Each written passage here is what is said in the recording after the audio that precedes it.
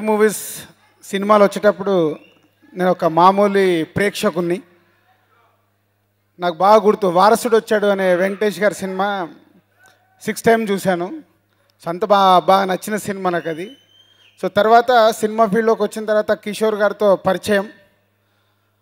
అంటే ఒక ప్రొడ్యూసర్ని చూసి ఒక ప్రొడ్యూసర్ తయారవడం అంటే మేబీ నేనే అయింటాను. అందులో ఒక కిషోర్ గారు ఒకరు. వారిని చూసి నేర్చుకుంటూ మంచి సినిమాలు తీయాలని